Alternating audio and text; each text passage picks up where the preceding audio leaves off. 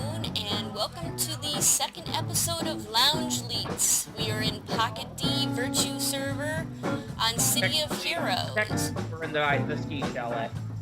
Technically, we are in the ski chalet, as Rand said. But it's still part of Pocket D, but yeah. Yeah.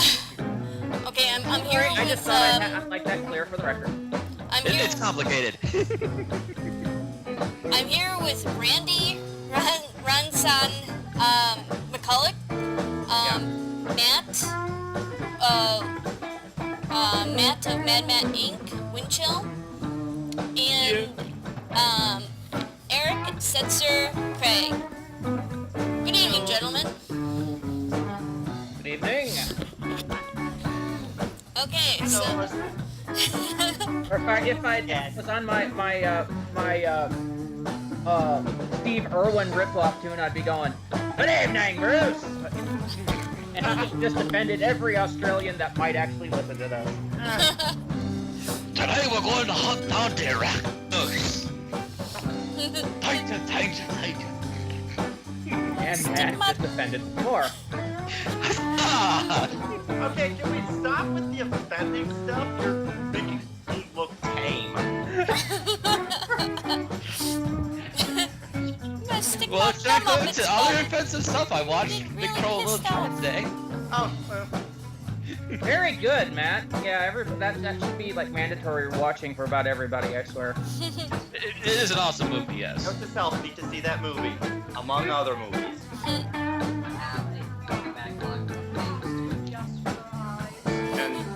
Oh yeah, and I forgot Everything also. Carpenter, go watch it. If you hear a voice in the background, that is Shayna. She's with Eric in the same room.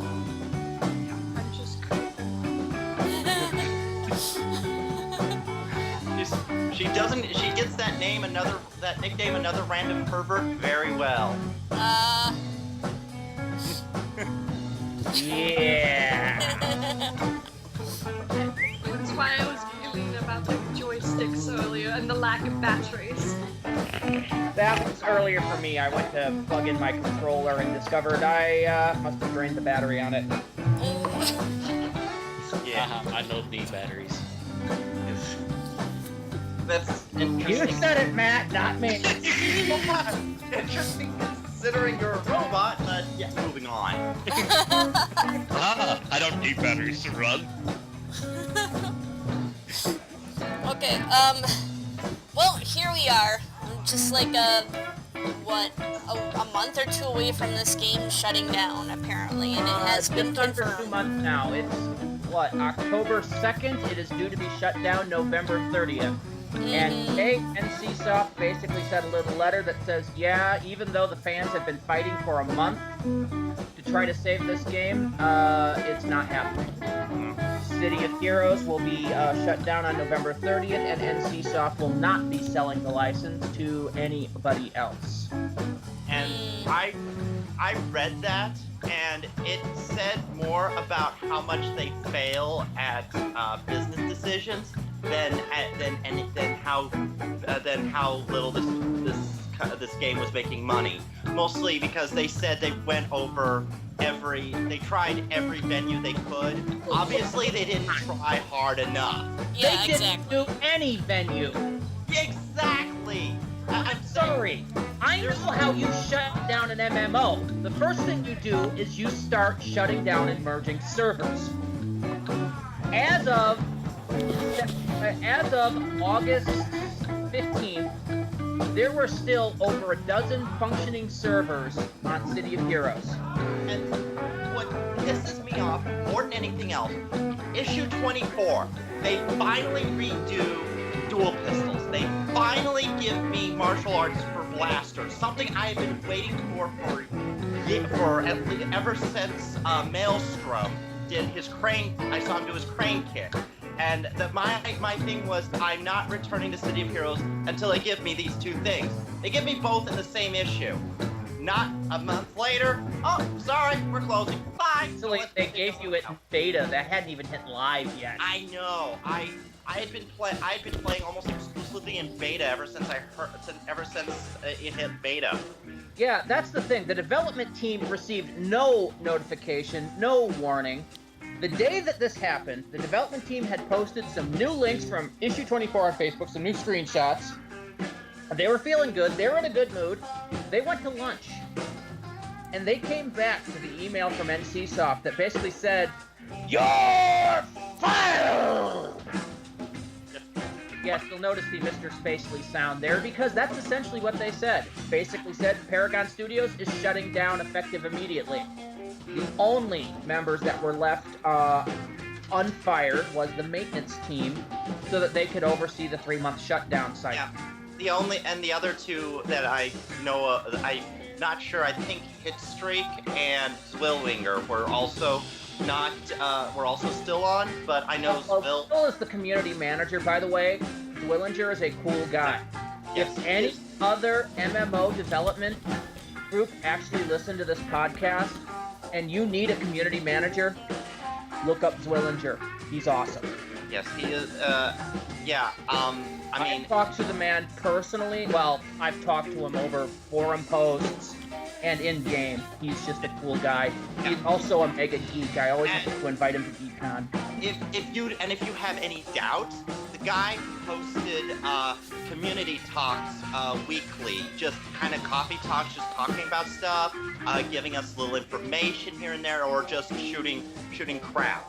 And the thing is, this is the only MMO I've ever seen that do that, and it works. Works wonders. Yeah, it was great. I am actually surprised I've never seen any other MMO company try doing anything like that. It was unbelievably cool. He was such an accessible person, and to have this shit brought onto him by NCSoft is just a absolute shame. I will tell you, the community... Hey, you've gone AFK, so you... Oh, I know, I'm trying to figure out how... I'm still here, it's just, she will not... I can't get that AFK thing off with... I'm worried if I move, I'm gonna... Type something in the chat window. Okay, hang on. Give me a second while I... Or you can use the right mouse button to turn. That'll swivel you without breaking the emote. Mm-hmm. There we go. No, the AFK one didn't go away, no. There, finally. Oh, there we go. You believe me. I'm not. No. AFK is away from keyboard. Yeah, and if you go AFK too long, it'll start to log you out. I know. Oh, I know. I've had that happen a couple times when I just give more than wander off and then I come back. Oh, right, log out. Yeah, I've gotten up to go to the bathroom and then I get out and decide to make lunch. And so I'm sitting in the kitchen for 5 to 10 minutes, either using the microwave or cooking something up in a frying pan or making a various sandwich and sides or something, and I come back and it's like, oh, you logged me out. You bastards! Anyway, I was That's actually... okay. Yes, I was in the middle of a spawn of bad guys. They wouldn't have killed me. Well, actually, that's true. I've sat there and tried to get myself killed. My regen and my defense is almost impossible for me to get killed by anything below an elite boss. Yeah. I know. I have a regen brute. Trust me. Yeah. Anyway, I was actually going to start talking about the community in general. This is probably the nicest MMO community I have ever seen. It is. It reminds me of Anarchy Online during its heyday. By its heyday, I mean like 2006. About the same time as City of Heroes has been alive now, that was when it was, and you had people that would just... You could sit there, chit-chat with them, they'd go help you with stuff, and it was a very good, helpful player-to-troll ratio. Not only that, you go on the forums and you would see the development community going on there talking and actually debating with people on changes. And AO still does that, but no, this community was even more approachable because of the community coffee talk. And the rest of the streaming that they'd do during like patch days. And to put in perspective, I have been through. City of Heroes was my first MMO I ever played, unless you want to count. Second. Unless you want to count the Diablo 2. I don't count Diablo 2 as an MMO.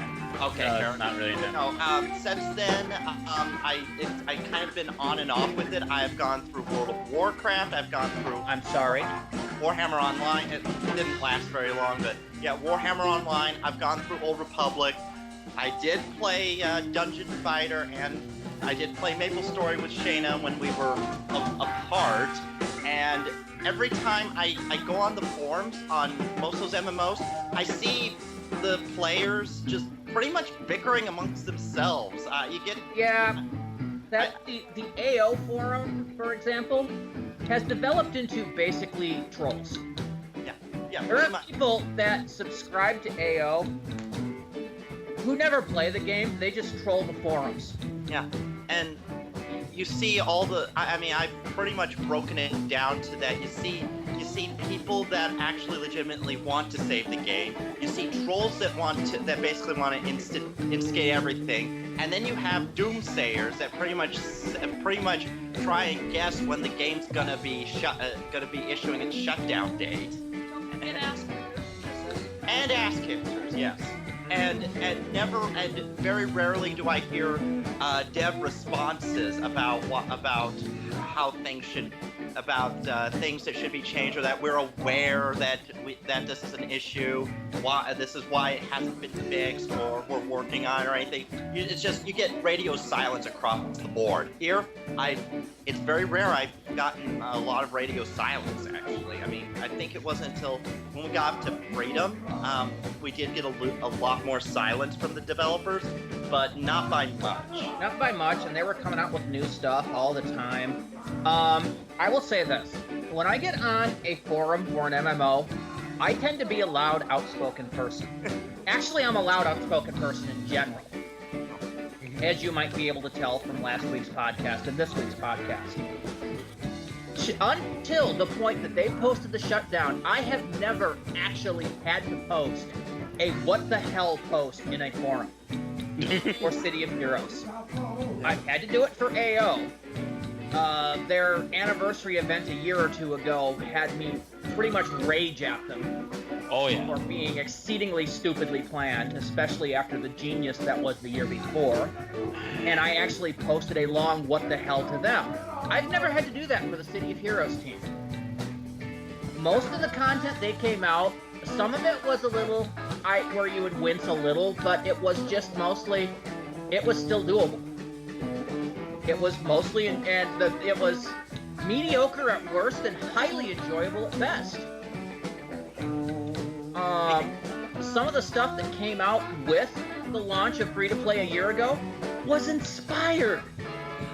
Yeah, I mean, even the microtransaction stuff, the card stuff, I never really bought those on live, but when I got into beta, I was trying it out, and they seemed like they actually gave you your money's worth there, unlike a few other MMOs I've played. Dungeon Fighter. Every now and then come out with something I swear was a bit overpriced.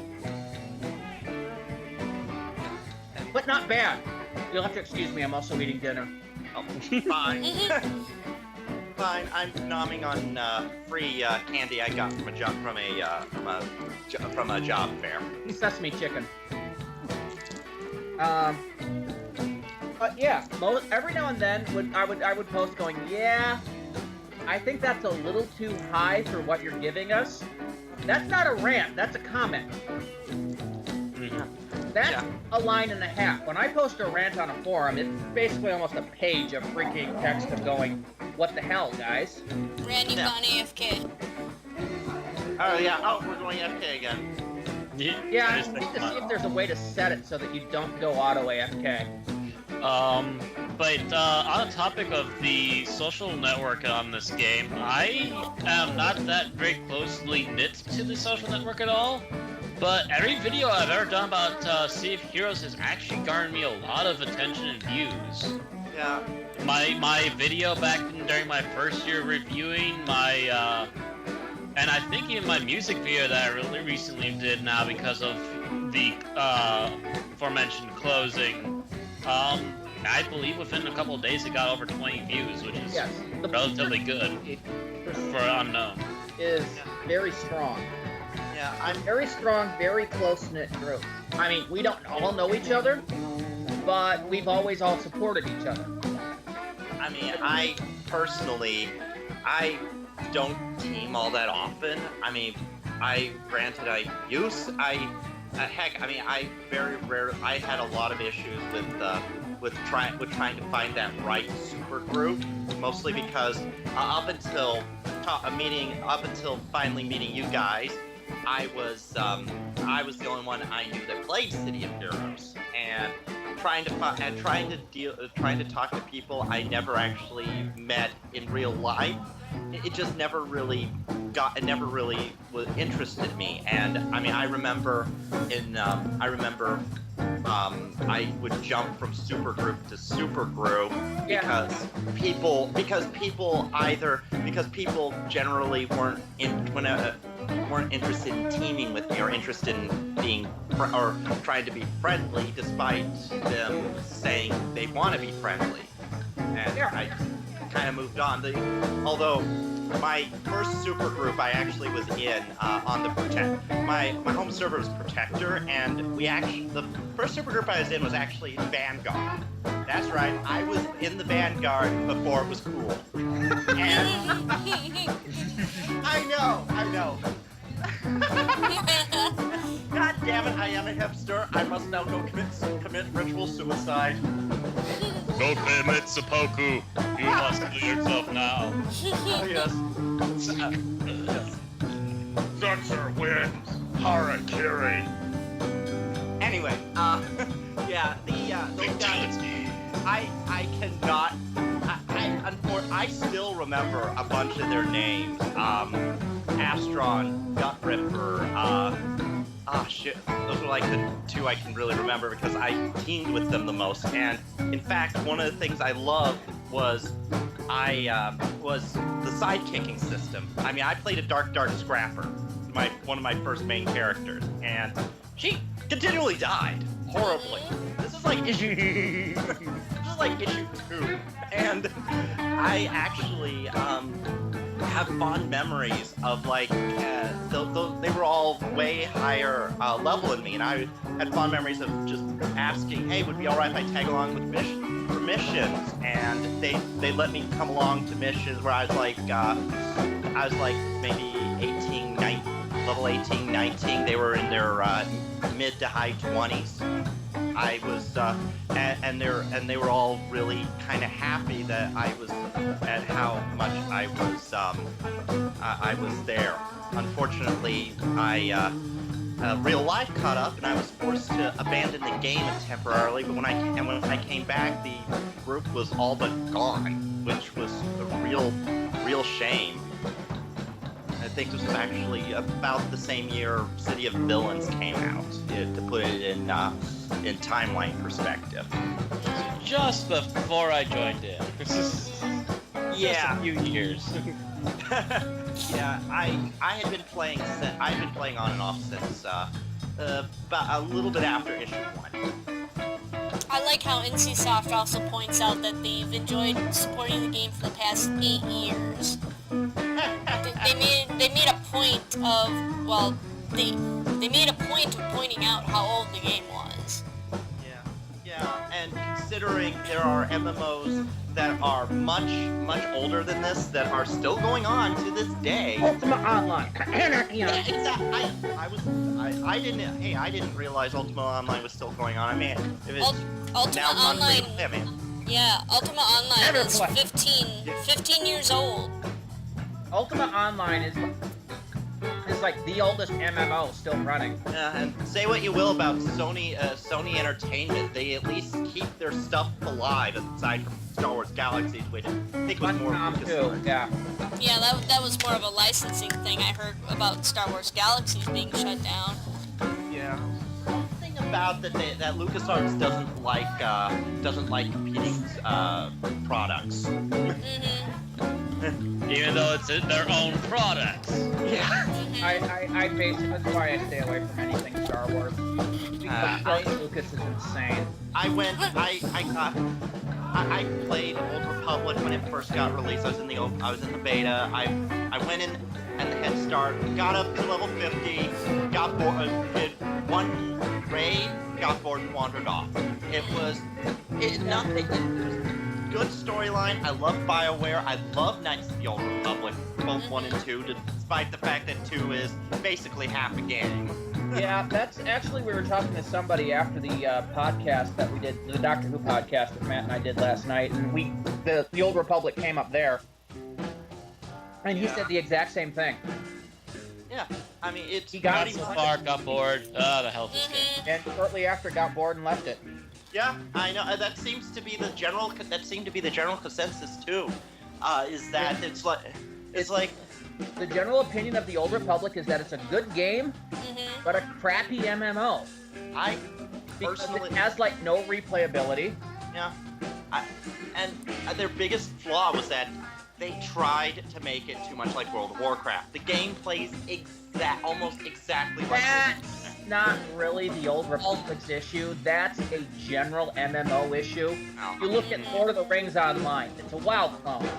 Okay, fair enough. Well, it's an awesome WoW clone that breaks tradition. So it's not really the engine or how it looks. It's really the fact that you've got no additional content that you haven't already done by the time you reach endgame. Okay, yeah.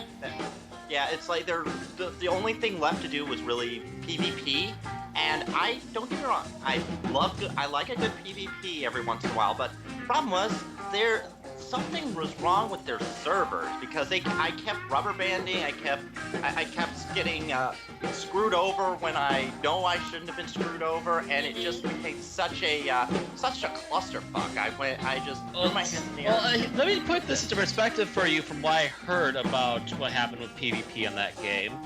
What I understood of the PvP on that game, there were so many Darksiders, so many Sith taking over that game, that they actually had to put up force fields to protect the Jedi when they loaded in. Otherwise, it was a massacre at the door.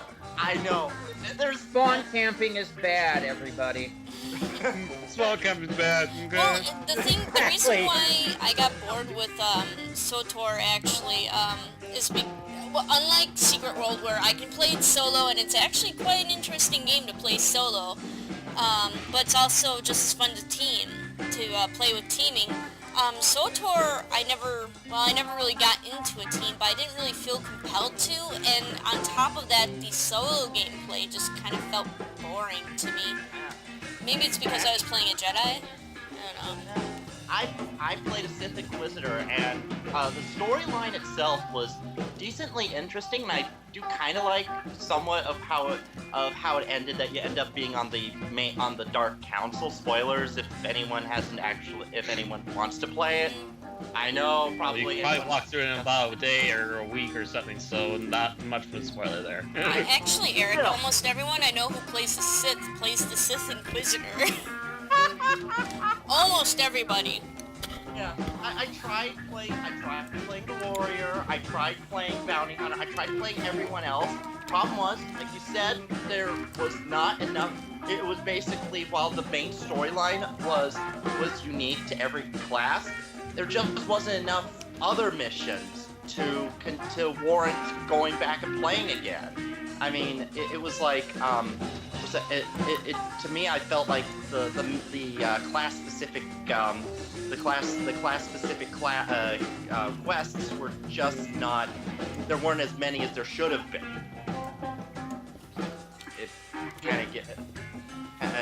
I mean, it's it would. I mean, it's like at least one of the reasons why people have Elditis here is because I don't want to level here, I can level over here, I could level over there, I could go to the mission architecture and power level.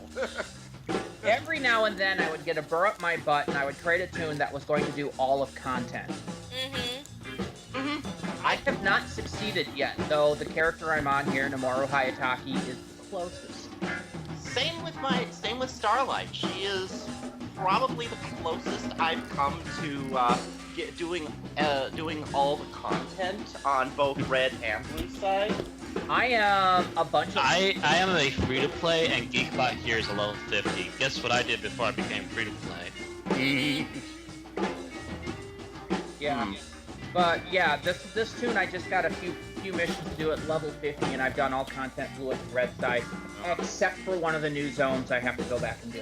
Yeah, I actually need to. I'm currently in the middle of trying to finish up Dark Astoria, and then I'll probably finish up the SSA story arcs that I did those too. In fact, I'm not sure anybody who has heard. I haven't had a chance to confirm this yet, but signature story arc of the new signature story arc 4 and 5 are supposedly on timers. They just released the part 4. It's really on timers. The content is complete. The its development staff just has to push it in. Yeah. It's here. It's just that you have to be a VIP player in order to actually activate. Can't buy from the store anymore. Yeah. It's just shitty how NCSoft did this. Like I said, they really did none of the standard server shutdown procedures. They gave no advance noticing to anyone, and this is not the first time NCSoft has done shit like this. Oh yeah. Tabula rasa? Yes, tabula rasa. I've mentioned this to pretty much everybody here off the podcast, but I will state this for the record. Tabula Rasa was a sci-fi MMO.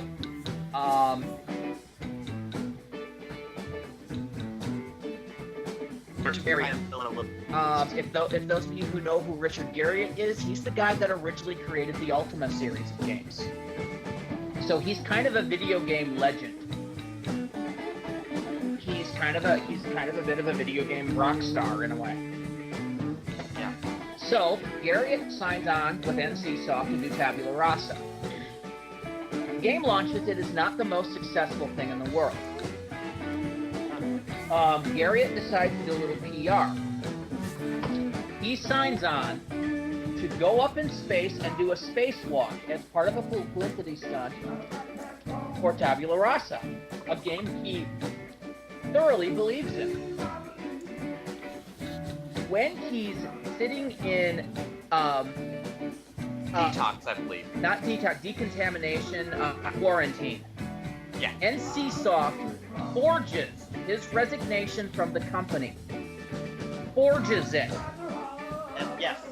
So that he could not get stock options for being quit and fired. Then they turn around and announce the game is shutting down in 3 months. Oh god. Yes. People have been mentioning this, too. Yeah. Gary was absolutely furious. He sued them for, I think, $25 million and won. Good. Oh, it got better. They tried to countersue. He wanted to get, or no, not countersue. They tried to appeal and lost, and then that owed him $32 million. Oh, lovely. Yeah, and they didn't just do that and again, they refused to sell the IP or anything. Yeah, Richard freaking Garriott offers to buy the IP for Tabula Rasa to run it as a private server. NCSoft said, no way in hell. They pretty much, that's pretty much like, one of the gods of video gaming asks if you're not going to have it, let us do it.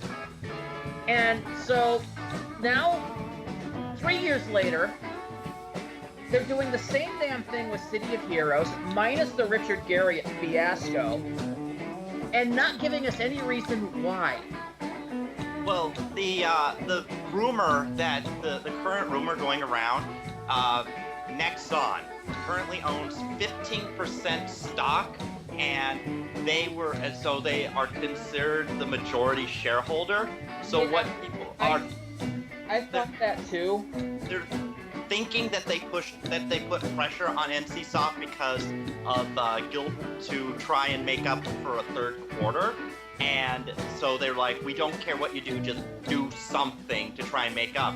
And I I did see somebody post some stuff on the how the stock was doing between the time Guild Wars 2 was released and today, and it did see after when they announced the closing, stock prices did spike, but as the month went on, the stock prices have plummeted down below where they were when Guild Wars 2 was actually released. So it seems like they were trying to do something to save face and save money, but it's currently failing miserably. And even if has basically become development suicide here.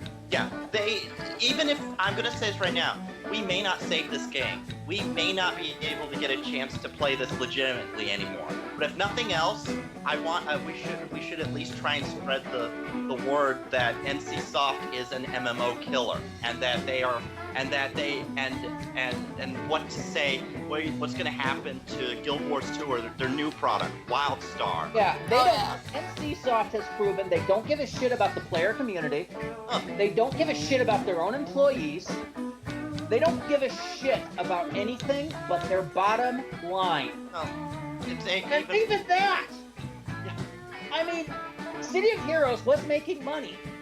It wasn't making money hand over fist, but it was running in the black on its own. Yeah. They had never had to worry about closing servers. They had added one last year, the VIP server, Exalted. Most of the servers were running fairly decent. Some of them were yellow and even redlined during peak hours. It wasn't like there was a low player population, and a lot of the players were paying.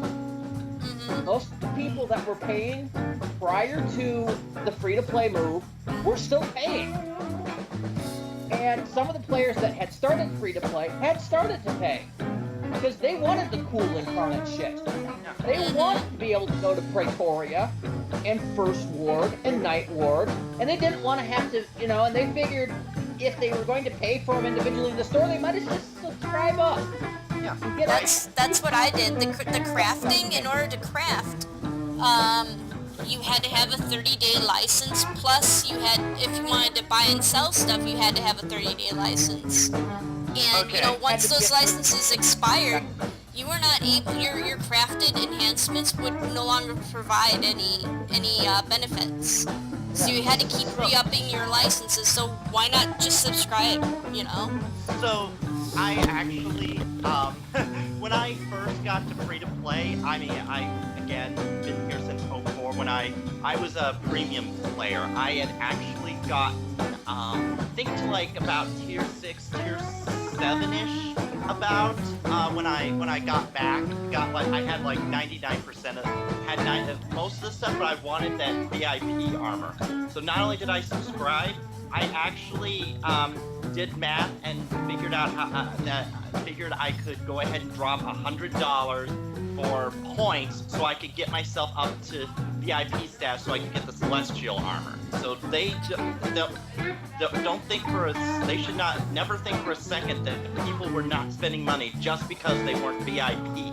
Yeah, it seems the fact like... that I'm free to play, I was still sinking in $5 here, $5 there whenever I could spare some extra cash and try and get some new stuff. I got the Titan weapons for crying out loud. I mean, even so, even when I decided to let it lapse because I wasn't playing it that much, I was keeping close tabs on it, and as soon as I had a hint of I-24, I renewed myself. I went back on recurring monthly so I could beta test I-24, and I was so happy I did when I got there for the aforementioned reasons, of course. Yeah. Yeah. So. Yeah. It's just kind of depressing. Yeah, no kidding. That's what would be, because, I'd like to tell a little bit of my story here. Okay. As I mentioned last week, I was a big Anarchy Online player. I started in 2002, and I ended actually in 2002 after 9 months of doing nothing but playing AO. My friends had pretty much declared an intervention on me. I only stopped playing because I moved to some place without internet. And I swore to myself, once I went through the withdrawal stages, I would not get involved in another MMO. So we fast forward a few years to 2006, I'd like to think. Somewhere in there, yeah. 2005, 2006. My friends and I were meeting weekly on Saturdays at the university's anime club. And a few of us had kind of separated from the main group and kind of moved into our own room. I had started playing AO again about this time. And one of our friends brought in his computer and started showing us City of Heroes. After we met at this group, we would then go to one of our other friends' house and we would do tabletop RPG games. We were just starting a superhero tabletop game about this time. And I was making a character that I couldn't get drawn right. So he loaned me his account on City of Heroes on one of the secure servers to make a character so that we could, use that as the template for what he'd look like. And that eventually, of course, after playing around in the character generator for 3-4 hours, I think the next day I ran out to one of the computer stores in town and purchased the Good versus Evil edition of City of Heroes. Mm-hmm. I bought that, installed it, came with a free month. I played it for several months.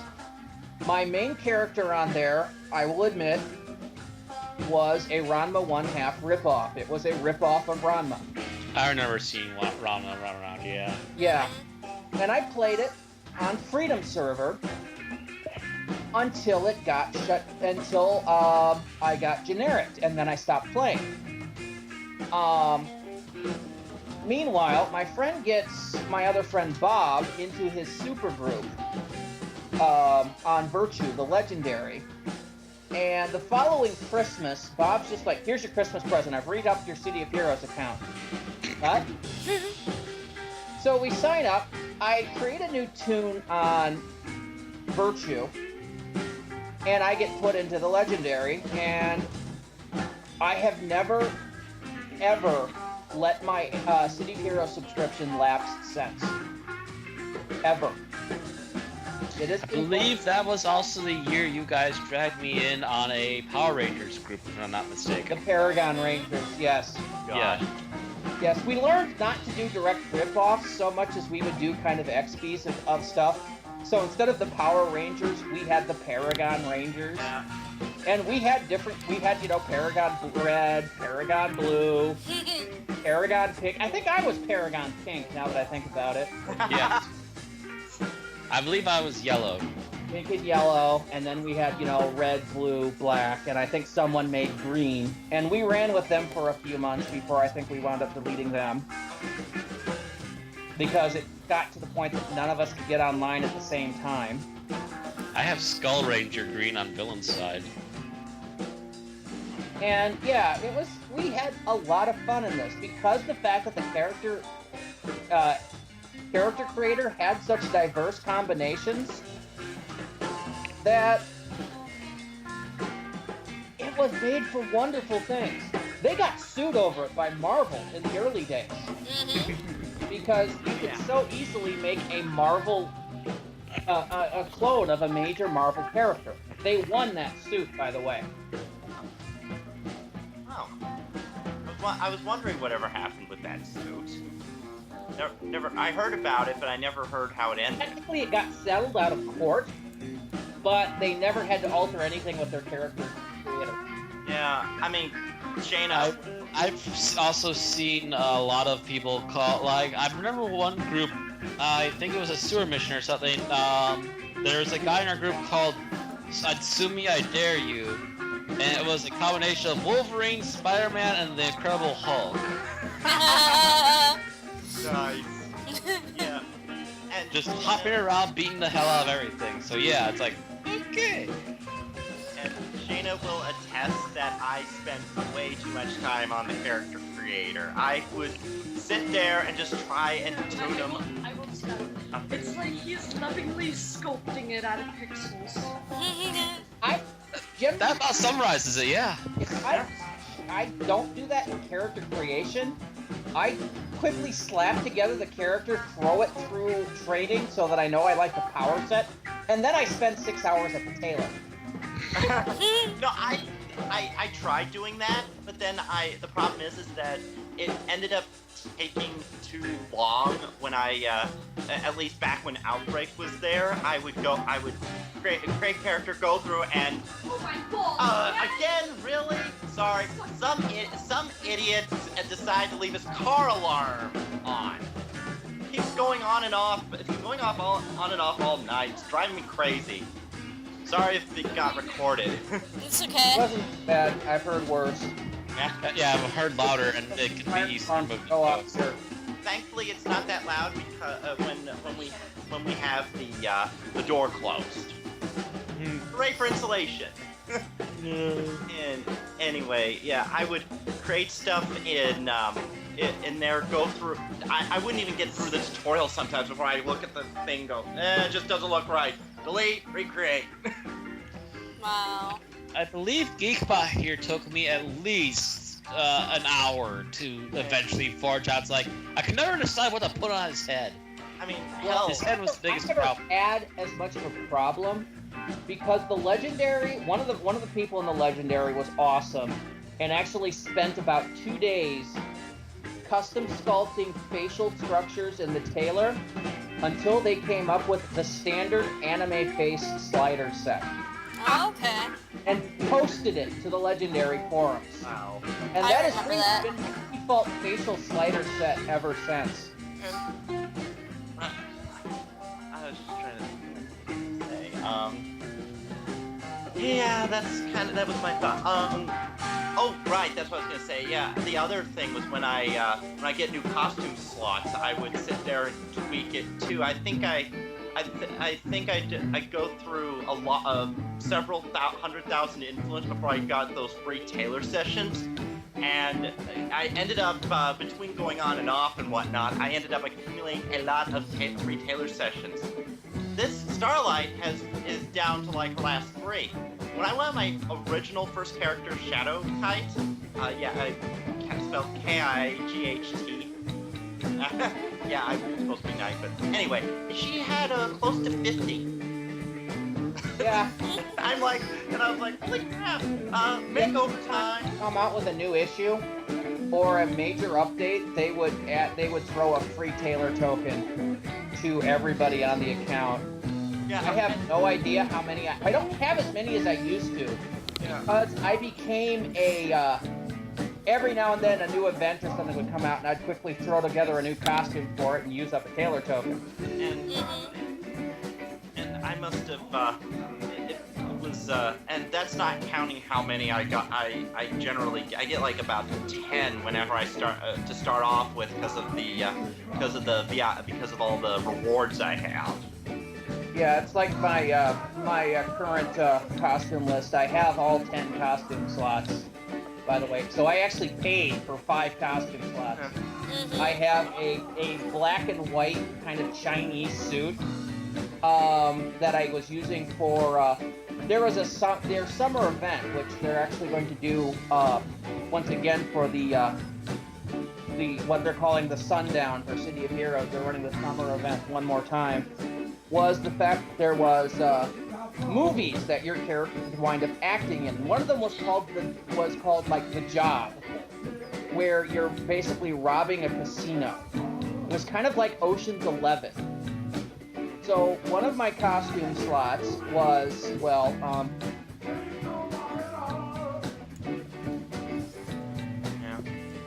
God, I'm actually trying to switch to it. So While we're doing that, I actually did throw in the suggestions a couple of years back. We had the being able to rob St. Marshall. The St. that's Marshall. what it was, except for it was not listed as St. Marshall by name because it was a fictional thing. Yeah, it was kind of. I took the idea, I think, for the bad guy from Lethal Weapon 4.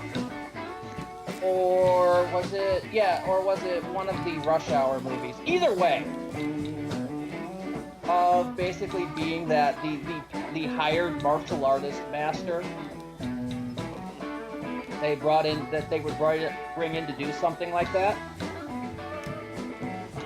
I would also mention, speaking of costumes and constantly changing them, the current holiday one I am wearing right now was actually one that when I was a regular player on the game, Geekbot would get upgraded seasonally. This costume slot during March, he would suddenly turn all green and get a little top hat on his head. During Halloween, he gets a, I believe I give him a demon mask, horns, and paint him orange and black. Oh, and give him the rusty sword. So this costume slot changed constantly. I think this is the second or third variation of the Christmas costume that I made for him. I think this one I actually added the cape onto because I had capes at the time. Then also for the summer, I also had this one. Oh, wow. Yeah. I should mention that this character has had a gender-bending curse since I rolled it. This character was originally made for a tabletop RPG game and was a Ranma XP. Not actually Ranma, a Ranma kind of, pastiche. So I gave the female form the little red dress, because that was for the drifter role, where you basically try to distract people. the hot clone no jutsu kind of thing? No! Dom's curse actually comes because the fact that when he was about 12, he was pretty much a arrogant, misogynist little kid thinking girls were absolutely worthless. Kind of like Ranma was. But the sensei he was training under really didn't like that. So, without him knowing, gave him a condition that whenever he lost a challenge or fight, he'd turn into a girl. And so, kind of set him up to deliberately lose to one of his female students. And then he got turned into a girl, and the whole thing was that would have to train to be one of his toughest male students. Problem is, the old fart died before he could then undo the situation, so Nam got stuck with it. Yeah. Send him over to villain side so he can get and do Shirako's art so he can get the page of Malus Mundi and actually try and get it reversed. He's given up on actually getting it fixed. Several times he has tried to get it fixed, and it has resulted in him getting stuck. He had a friend in high school that was a scientific genius that actually had theorized a process to stabilize him in one form. Problem was, he made a bet without thinking, lost it, and got turned into a girl just before the process started. And, of course, stabilized him in female form. Oops. And the person thought it was permanent, and he went kind of woo-woo for, like, several weeks. Oops. Until they found a way to undo it. Oh, lovely. Yeah, I tried doing role-playing on here. I never really found anyone to role-play with, aside from myself. When it started, was a very big role-playing group. The problem is that the major role-players have since moved on. Yeah. And all that's More of a left, casual group. and all that's left is the hive of scum and villainy from Virtue's Pocket D, unfortunately. Or Why he's Chalet and not Pocket D proper? Because I walk into Pocket D, it's like, okay, I'm gonna need to take a shower for an hour. It's sneaky time! Yes, there's a lot of sexual role playing in the Pocket D on City of Heroes. sorry, I was explaining that to Shane. Virtue server. ERPG or ERPing is erotic role-playing. Yeah, it's a problem on a lot of games. It's the fact that on City of Heroes, it is basically confined to pocket D. So I don't want to sit in the chairs. They're sticky. Okay. DJ Scratch needs to work on keeping this place a little more clean. Damn it. kind of. That's Kind of. It's, I had a friend that would occasionally lurk in Pocket D and try to stay away from the ERPers, but noticed that there was always a flavor of the month. It's like a new costume set would come out and everybody would make a character based on that. Oh, there is a nude patch for this game. It's unofficial, but there is a nude patch. Nude patch for just about every game, except Age of Conan, which doesn't need one. Actually, when this game first started, it didn't need a nude patch. The game creators accidentally made flesh-colored costumes. So I actually, in my first couple of times running around in Perez, there were teaming in Perez dropping Hydras. There were people that were actually completely naked, including buff guys. These guys, it was one of those oh god my eyes moments a lot of times. I could do an entire podcast on oh god my eyes moments. Aatroxes. Oh my god. Songs. Oh. Aatroxes and thongs. Although technically you can still do naked characters if you really wanted to. All you have Oh to yeah, Bob made Exhibitionette. Actually, didn't CK make the albino flasher? Yeah, the albino gigolo or something like that. It was on a smaller server, and we were doing it just for comedy. I had decided to make a character called Super Speedo. And the entire concept was pure joke, and I had made it just for giggles. He was a bald, overweight man in a Speedo. Bald, hairy man in a Speedo, and his travel power was super speed. Okay. So he joked. Because he's smooth as a Kindle. Can't be. That's probably about as bad as when I took my. Yeah, and you're right. It was the albino flasher, and Bob made the all-American gigolo. And didn't We ran around on the server for about 45 minutes until we felt really, really dirty. Had to walk off, and I never touched the character again. also didn't CK make the Fecolator or something like that? Excrementor. Excrementor. Dogma, you know what the heck we're talking about? It's, in Dogma, there's a thing called a shit demon. Yes. And ZK wound up making this as like a stone brute with proper recoloration, red side. Yeah. And this With is back- flies and toilet paper cake. He was I thought it planning was on actually re-rolling him once issue 24 came out and using bio armor. That would have worked. And yeah, Because the again, problem was when you went to the big granite form, he'd lose all his coloration. yeah, I know back in the day before they made granite armor what they are now, you did basically look like a bunch of shit. Yeah. I'm not kidding. Hey, same thing with my dark scrapper. With Cloak of Darkness, I basically became nothing but, I became nothing but this big ball of fluff. Yeah. That was my basic joke running through there. Yee, I'm the big ball of fluff, killing things. It's Barney.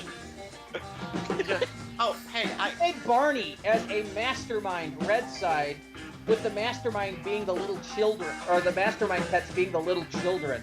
oh my gosh, that's awesome. It would be great. He would go, killing stuff through Kappa, Diablo. It's just like people in chat would be going, "Hey, it's Barney!" You get a small crowd of people just following him around. Although, Not to mention, I think over on Freedom Blue side, we made Smurfs. Yeah. I made Common Smurf. He started out with Gunnery Smurf, and I think Bob made Big Pappy Smurf. Oh yeah. actually went into the base editor and created an entire Smurf village. I don't know how familiar is everybody with Chrono Trigger. Me? Yeah. Not very Okay. So, well, one of the characters you get, for those of you who don't know, is basically a giant yellow robot called Robo. When I played through him, I couldn't help but name him Phil, and then ended up calling him Phil the Wonderbot, just cause. And I was replaying that recently. I recently Bender. So, and I think he's the one, I have that character at like level 2 or 3. I so wanted to play him for the longest time. I have him now as like a super strength willpower brute. That's gonna hurt when this game goes offline. Is I look at that character list. I look at, 5 years of characters. And I remember wonderful memories with each and every one of those characters. I know. These characters are friends and family. I mean, Nam. I have an entire history of Nam. Nam exists in multiple dimensions. He has descendants far-reaching into the future. My character I was on last week, Namiru, is basically his great-great-great to the 15th power grandson. I mean, I have so many characters in there that I wanted to play. I mean, heck, I'm not sure how many people saw the old Monty Python sketch with Bicycle Repairman. Yes, Oh, yeah. I've seen that one. Yes, I actually made a character based off of that as I called him Auto Repairman. Basically, normal guy uses a rat as like mace melee. He's like in a world full of superheroes. There is one man you can call on to fix your car. Okay, by the way, if you go AFK, just go into the menu and open up your personal info and it will let you as being back.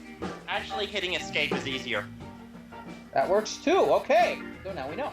And always have the battle. Half the battle, the other half being red and blue lasers. I never got that. I never understood that joke actually of the red lasers, blue lasers. Watch an old 80s episode of G.I. Joe. Although it did. G.I. Joe fired the blue lasers, Cobra fired the red lasers.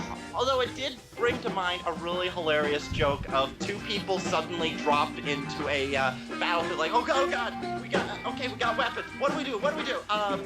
Should probably shoot people. Okay, which side are we on? I don't know. Fire your gun. Okay, what color was it? Red. Okay, we shoot people with the blue lasers. I remember that. Go! We've been playing ever since we heard the shutdown. We've been fishing around. We've been playing a lot of Champions Online, which is, I think, the closest thing you're going to find to City of Heroes out there. They have a villain group called Viper. Oh, nice. A ripoff of Cobra, to the point that I actually want to roll a whole bunch of characters have a whole bunch of friends in there and roll a whole bunch of characters called like Duke, Snake Eyes, Mary Jane, CoverGirl.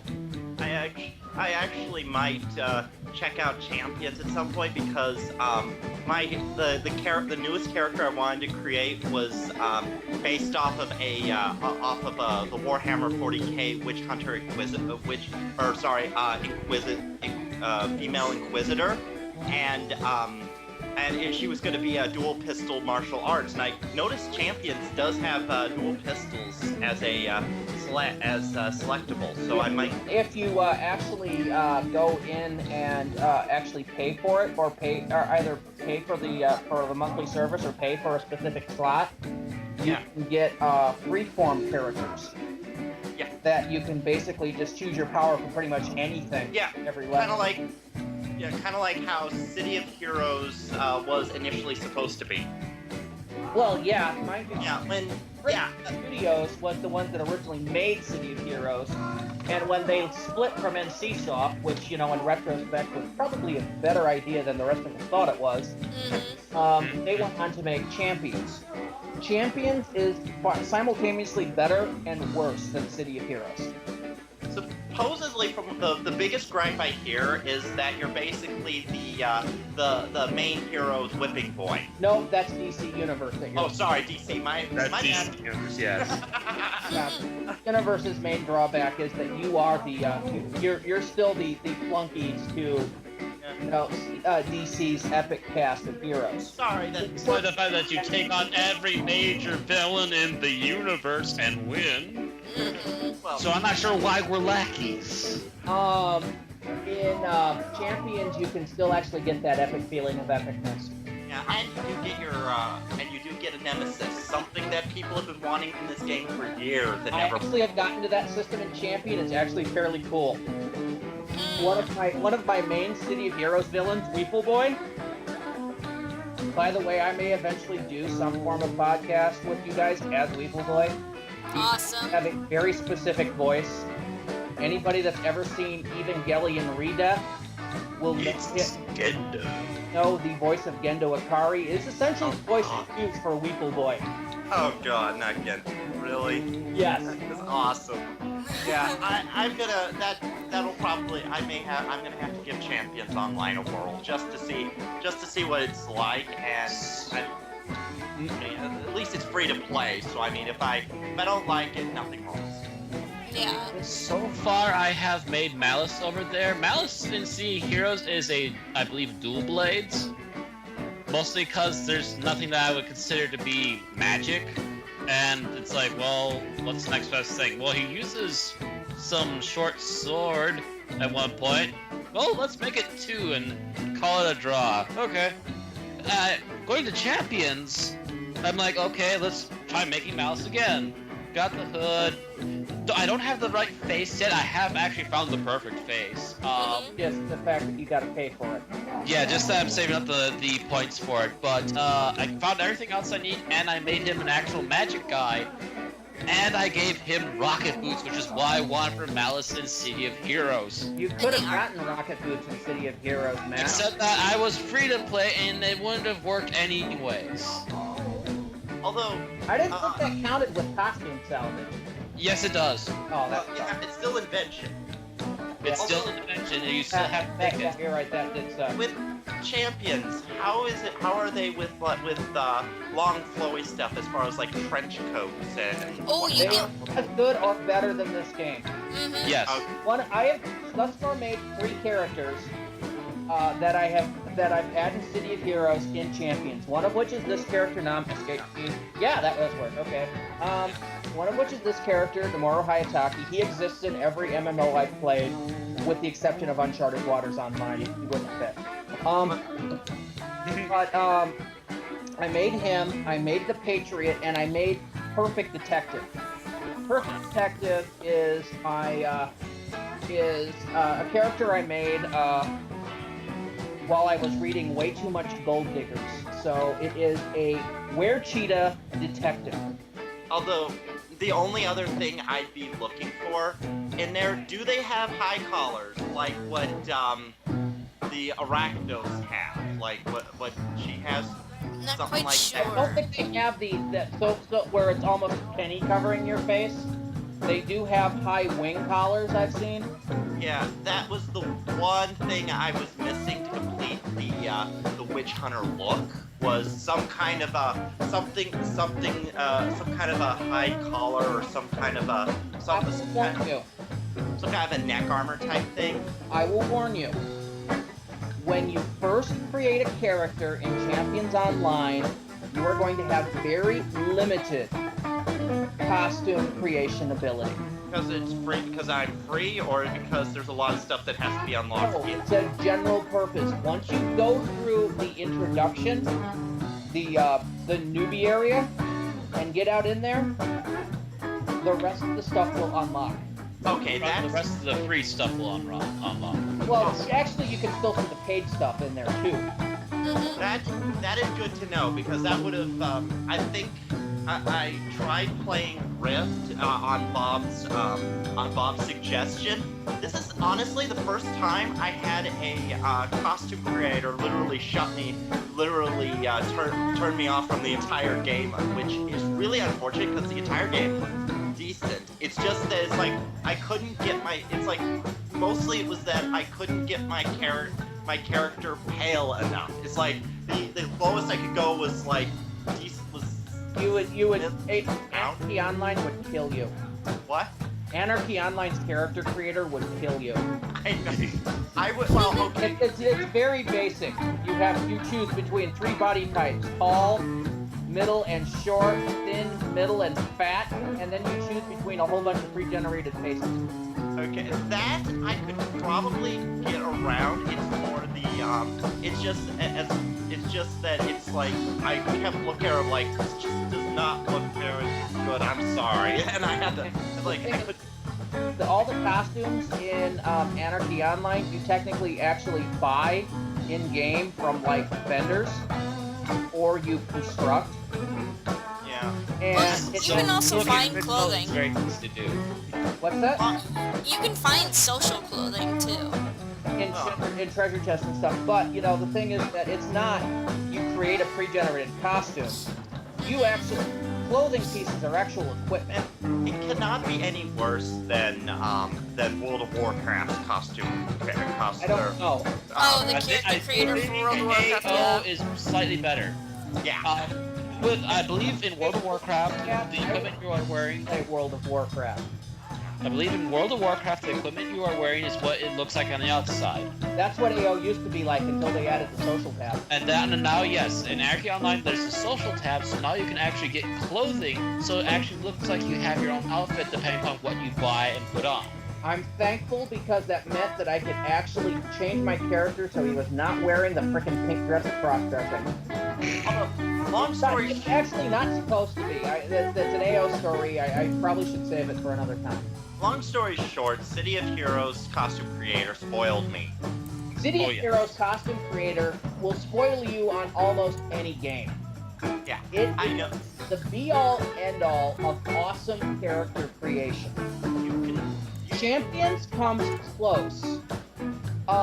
This particular costume is like the 3.0 or 4.0 version of Nam's costume. And the second this costume came out, a good chunk of it came out with, I believe it was the Ninja Pack that came out about 3 years ago. I fell in love with this outfit. It is how I've imagined Nam's outfit to look since I created the character for Bessem in 1999. I was able to recreate my barbarian from Diablo 2. The barbarian. I actually was able to recreate my character from Dungeon Fighter. I still love using the gunslinger waist cape and whatnot. The only thing I couldn't do was because it required wings and the waist cape. I couldn't do that because of the whole what's that called? Because of the whole limit thing, which is still people say is BS, but I'm on the fence on how much BS that really was. The limit where it's like you can't use stuff like trench coats and whatnot with back options or capes and whatnot. Okay. There will have been a lot of clipping. I think there's something similar in Champions. It's, mind you, the Champions engine is roughly based on the City of Heroes engine. It is a lot. It has been modified up the yin yang. But it has it's changed. It's also the same engine used for Star Trek Online. Right. So there are a lot of similarities between how you create characters in Champions and how you create them in City of Heroes. The thing is, of course, they couldn't repeat options. They couldn't make stuff exactly the same as it looked in City of Heroes. Nor I think that they want to.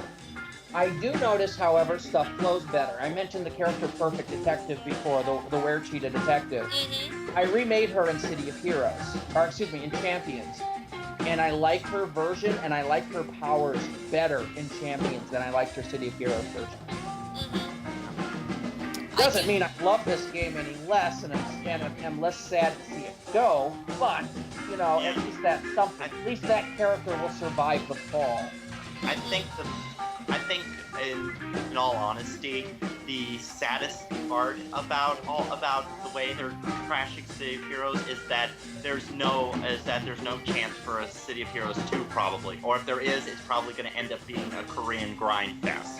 That's the other thing. That's part of the reason. That's one of the rumors is why they're killing it is that City of Heroes is so different. Yeah. Their standard NCSoft MMO, which is Grind Fest. Well, they're trying to bring over Blade and Soul. Grind Fest. Yeah. I have my Grind Fest. It's called Anarchy Online. 220 levels.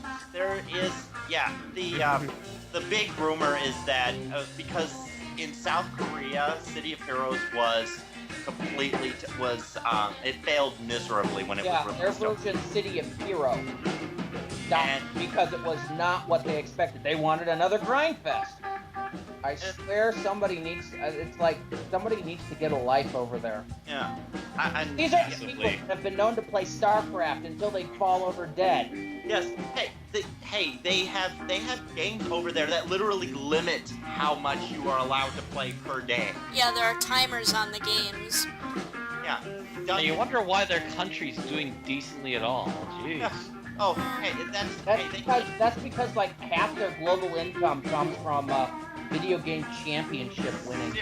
Oh man, yeah. You want to talk about? There was I watched. They take their video games very seriously over there. Not only StarCraft, but the aforementioned Dungeon Fighters I keep talking about. I was watching some of the South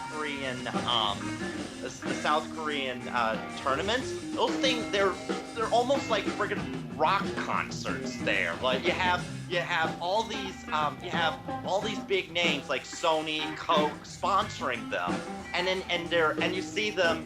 And it's almost like you're watching they take it as serious as we take football in a lot of respects. I mean, although granted, it's the only time I've ever seen anybody play a tournament game in a friggin' bunny suit.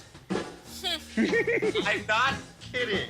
Somebody on one of the teams decided it was a good idea to put a bunny suit on and play it. It was hilarious. And people are insane. I know. They get more kudo points if they dress up like a cyberman. Watch Japanese game shows? Yeah. Although what surprises me is that it's not caught on here. That I'm surprised they haven't really been able to get the kind of video game tournaments like they do over there. But yeah, sorry. It's starting up, Eric. We're starting to see a lot more coverage of esports now. If you look at onrpg.org.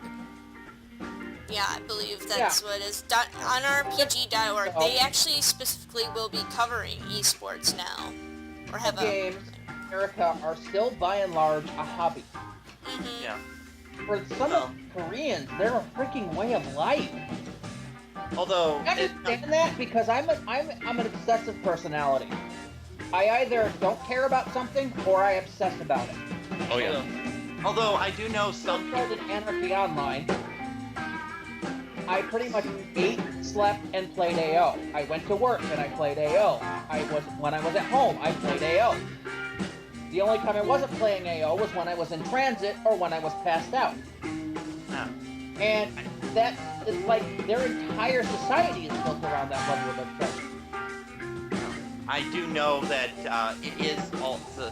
I do know that the kind of thing is somewhat catching on. I remember when one of my first years at GeekCon, I tried one of the Super Smash Brothers, Super Smash Brothers Brawl tournament, and got my ass handed to me big time. Talked to some of them. Apparently, some of those people actually go around to the different conventions and do the tournaments and they actually can make a living. Some of them can actually make a living. Soul Calibur. People who do Soul Calibur, I was reading in Game Informer. on people training for esports, and they were interviewing this one guy who was he was a really big name in Soul Calibur. And yeah, There's a he lot was of like, there's a lot of first-person shooters too that do that. You've got to practice. You've got to be in the game at least 5 hours a day until you get good. Yeah, there was, that's, back to South Koreans, with their, I saw some stuff on the StarCraft, they have StarCraft training camps. You actually, apparently have, in order to be, tournament level, it had to be, I think, like 50 actions per second.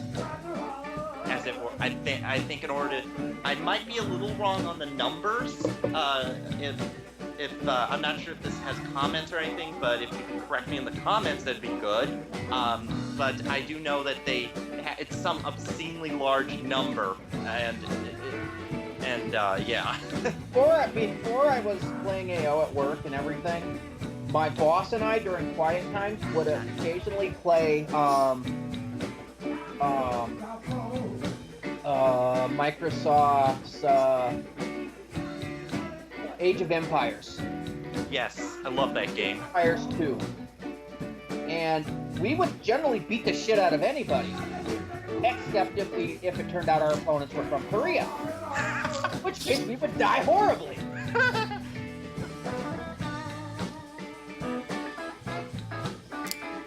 Those people are psychotic. Yeah. Well, yeah. But they prefer this massive grind fest to get stuff, and no, City of Heroes was a very casual play game. That's kind of what frustrates me with what people who are, I don't know if I agree with this term, but they're being called content locusts, where they go through and they just chew their way up to the highest level possible and then move on to the next game.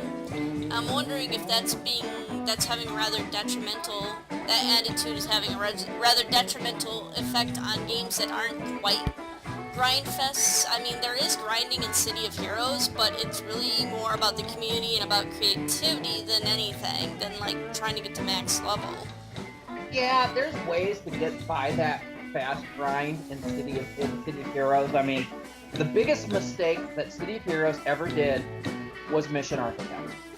Oh yeah. Mission Architects killed teaming on a lot of servers. Because before, you could go to any particular zone and you'd see, level 26 level team going on. And after Super Sidekicking and after Mission Architect went in, finding a team on Freedom was impossible unless you wanted a Mission Architect farm team. Yeah. The server by the rest of the community got nicknamed Farmville. Yes, I've tried doing those. Those are so freaking boring. It was, granted, and not only that, they were a lot less fun to watch than the old dumpster diving.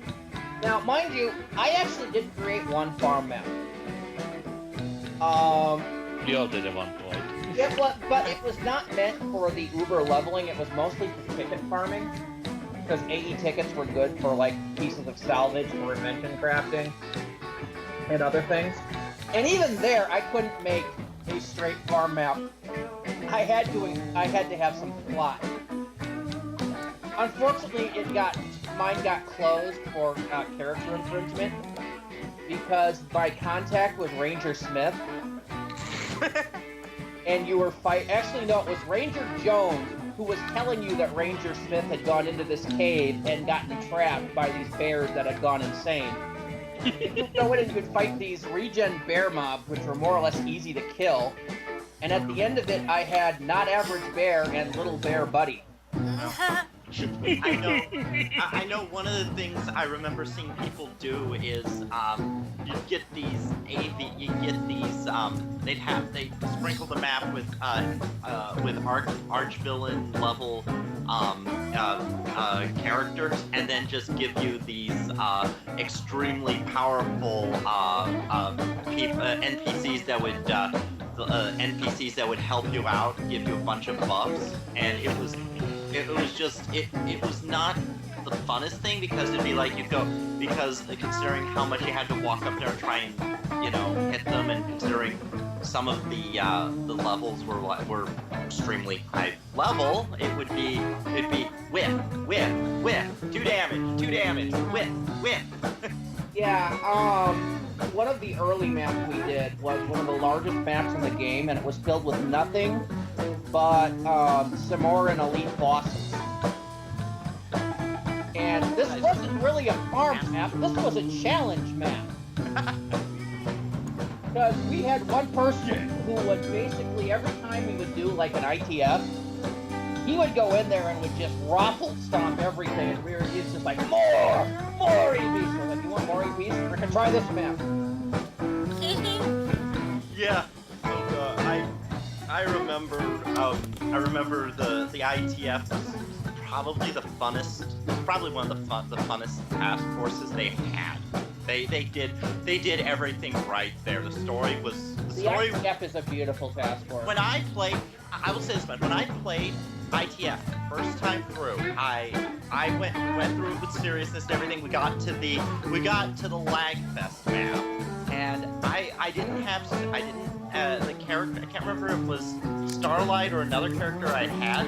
I remember walking through, it's just normal map, suddenly 2 giant robots, like, fuck! What are robots doing here in Roman times? I'm like, what are the 5th column doing here? Keep in mind, 5th column had completely disappeared. From the game in issue 2, I think. Yeah, they were removed from the game in issue 2. They had I was actually there when they had the whole gang war between the 5th column and council, and in issue 3. And and the new one, yeah. And suddenly they're back. And suddenly they're like back. No advanced notion or anything. And I looked at like, this is a sign of good storytelling right there. Yeah. You realize the devs had plans all the way through issue 28 and rough plans going even further. Yeah. And I mean, and then not only that, but the replayability of the ITF was amazing on there. I mean, it was long enough. It was good enough for a challenge. Okay. My friend and I would go through this, and every now and then we would go through and we would choose who we would want to have voice characters from City of Heroes. And we have decided that one person would be perfect for Romulus, and my brain just died on his name. Oh god, movie or something he was in. He was the Hawkman from Flash Gordon. Brian Blessed. Brian Blessed, yes. He was That guy is freaking the awesome. voice of Romulus. Yeah. Every time. Talking to whisper. So every time we would get to that cutscene, right before you fought Romulus, it would be like, and ladies and gentlemen, we bring you Brian Blessed! Oh god, I loved him in Blackadder 1. He is so hilariously hammy. Yes. He's even on talk shows and stuff these days once in a while. He's awesome. I know.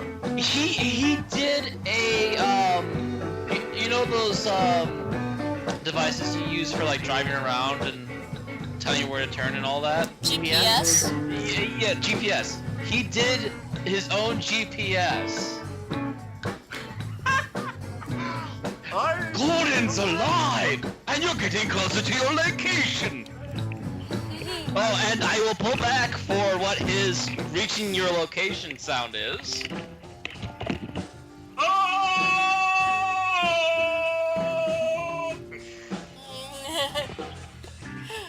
But no, I mean, you listen to his cutscene dialogue, it's like, Master, I have failed you! The champions wield the power of the gods! I do, Romulus, but I will make you stronger than the gods themselves. How is that? I will show you.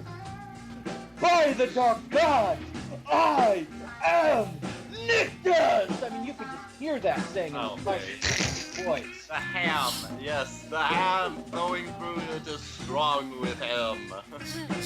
I never Yes. got to play the Imperious Task Force. Before me. What? You've never played Imperious? I've never done a task force at all. I never got my hero up to level 50 or anything. Have you ever gotten a character up to level 35? Yeah. She might have gotten one near it. Yeah, I've gotten Vellum is level 46. Okay. We will have to do an ITF. Yeah. It is a mandatory that you have to have it done it at least once if you played this game. Yes. Okay. Although it honestly will not take very long. Granted, one of my first ones took about 8 hours, but that was because no one knew what the hell they were doing. Yeah, and we can get the legendary in on this. Trust You should put that on your City of Heroes bucket list. Okay. me. Hey, I've already gone and attacked the Paladin. Single-handedly. Yeah. Oh, nice. I killed the Paladin single-handedly. Yeah. I have not. But I built a character to do that. Freaking illusion rad controller. I have never been able to solo a giant monster with any characters. The only one that really can is the illusion rad controller. Although, Here took the But Paladin. that's why I made him. That's my Steve Irwin prestige. The Monster Hunter. nice. Although, oh god, that would have actually been a good YouTube series. Illusion Rad Controller, Monster Hunter. Now, watch as I come up to this Adam monster. Notice how he just kind of beats his drums. Oh yes, that is so beautiful.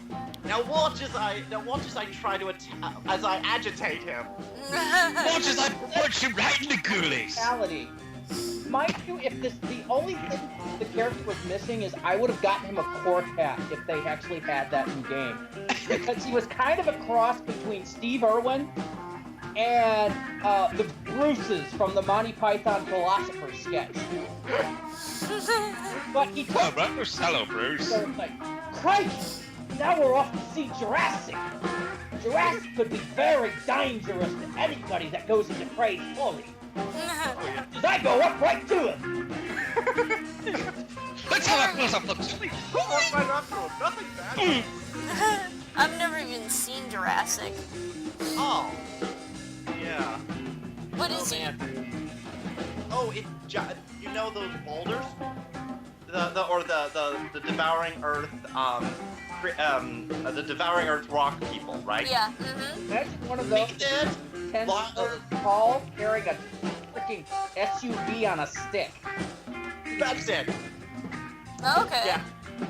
Yeah, I actually, you can actually find it on Numena's task force too. Oh man, that was. Actually, it's not. Is it Numina or is it Woodsman? Yeah. No, you're right. No, it's Numena. Yeah. I should know. I have the task force commander badge, and So do I on many tunes. yeah, that was. Although still, it was in the multi-level. It is. Granted, it was in the worst map ever, the multi-layer cave. No, they changed that. Oh, really? Oh, thank God. Yes, it is. Considering back... It is now a generic cave map, and he's in one of those little round clearing things. Yeah. Oh, good. Yeah, considering he was always in the cave, the layer, the layer cave, which one, almost impossible to navigate, and two, always looked at it and go, how the hell does he fit in there? How the hell did he get in there in the first place? He's like, he can't even pull that damn door. What? Teleportation. Yeah, Okay. technically this game does have teleportation. By the way, that is a difference between champions in this game. Is champions has like a few dozen travel powers. Wow. Bob's currently playing around with burrowing. Oh wow. Actually have a burrowing travel power. Oh man, I can resurrect my battle bunny. Oh wow, I just suddenly thought of doing Miss Groundhog Day from One Piece. I was going to make the generic mole man from every single comic book ever. Wait, was it? Hi, old man from Old Man in the Morning. Now for another excerpt of my Saturday life. I'm sorry, I can't see a thing. Yes, or you could do the mole man from The Simpsons. That works too. Or one of the moments from, like, The Tick. Bob had a character in this game that he called Sewer Urchin, and even though he didn't realize it, you know, it shared the name with a character from The Tick. And every time he would go, yeah, I'm going to be playing Sewer Urchin, I'd be going, yeah, definitely. Yeah, definitely Sewer Urchin. Oh god, now I remember Sewer Urchin. Although, now I have this uncontrollable urge to create a character from that's based off a character from One Piece. Oh.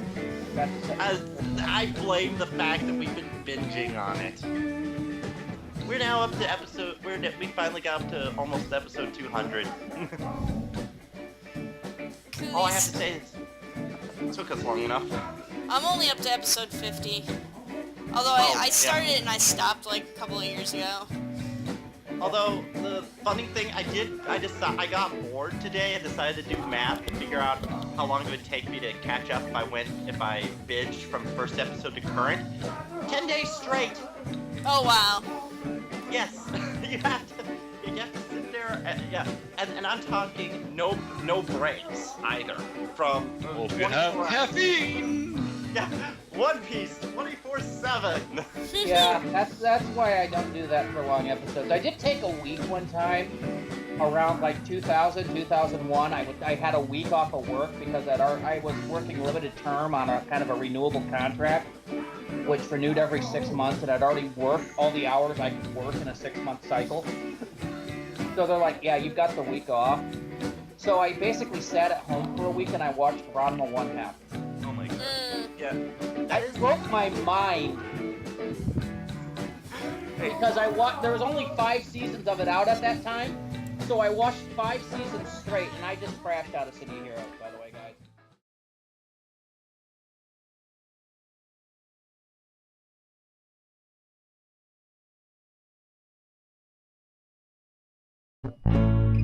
Get out of my eyes, tears dry.